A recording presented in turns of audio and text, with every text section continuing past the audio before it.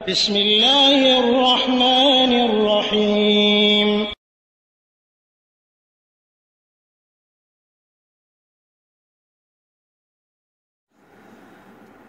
السلام عليكم ورحمة الله وبركاته إن الحمد لله نحمده ونستعينه ونستغفره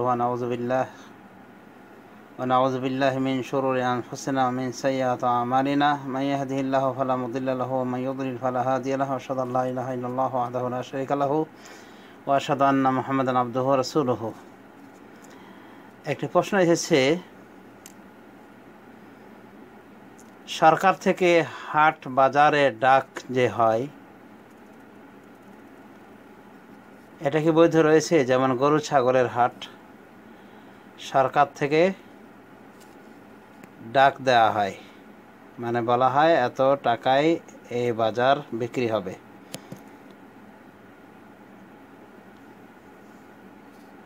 এভাবে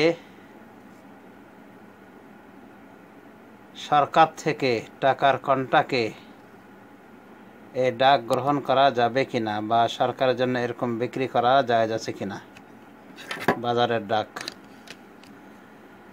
এর জবাব হল বিল্লাহি তৌফিক। সরকার যদি এগুলির মূল্য না নেয় সেটাই সব থেকে ভালো, আর যদি ইচ্ছা করে সরকার নিতে পারে। যেহেতু সরকার সাধারণত এই হাট বাজারগুলি পরিচর্যা করে থাকেন, সরকার পরিচর্যা করে থাকেন এই হাট বাজারগুলির, বিভিন্ন বিল্ডিং অনুরূপভাবে বিভিন্ন পণ্যদ্রব্যের বিক্রয়ের জন্য জায়গা প্রস্তুত করে থাকে। এই হিসেবে সরকার শ্রম দিয়ে থাকে, তাই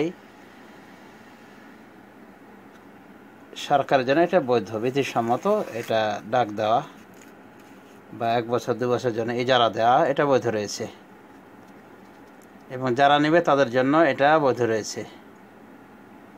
তবে জুলুম যেন না হয় এটা খেয়াল করতে হবে, সরকারকে, পাবলিককে, সবাইকে খেয়াল করতে হবে যেন এটা জুলুম অন্যায়ের পর্যায়ে না যায়, অর্থাৎ বেশি করে যেন ডাক না নেওয়া হয় সরকারের পক্ষ থেকে। অন্যভাবে যারা কন্টাকে নেবে তারাও যেন পাবলিককে কষ্ট না দেয়, পাবলিককে অতিরিক্ত চাপ না দেয়, এবং ব্যবসায়ের লোভ লিপ্সায় পাবলিককে হেনস্থা না করে, মানে বেশি বেশি করে তাদের থেকে পণ্য আদায় না করে, ট্যাক্স আদায় না করে। তো এটা মূলত বৈধ রয়েছে। অনুভাবে আরও বিভিন্ন উদাহরণ দেওয়া যেতে পারে, যেমন সরকার হয়তো একটা মুস্তাশফা নির্মাণ করলো, হসপিটাল, এরপরে সেটা ইজারা দিয়ে দিল, বা সে এটা নির্ধারণ করলো যে এই হাসপাতালে রোগী দেখাতে হলে এত টাকা লাগবে, এটা করতে পারে সরকার। যদি না করে সেটা তার ক্ষেত্রে আরও ভালো হবে, কল্যাণকর হবে। বিশেষ করে ডেভেলপ কান্ট্রিগুলিতে এগুলো না নেওয়াই উত্তম, কিন্তু যেসব কান্ট্রি, যেসব দেশ গরিব এবং এই টাকাগুলি জনকল্যাণে ব্যয় হয়, দেওয়া যেতে পারে, অসুবিধা নাই।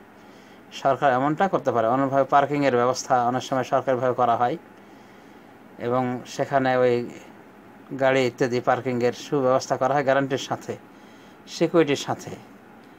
তো এই হিসেবে যদি সরকার থেকে ওটা একটা চার্জ ধরা হয়, অসুবিধা নেই, জায়েজ রয়েছে। এক কথায় এই জাতীয় বাজারের ডাক সরকারের পক্ষ থেকে দেওয়া জায়েজ, এবং এটা ইজারা হিসেবে নেওয়াও বৈধ রয়েছে পাবলিকের জন্য।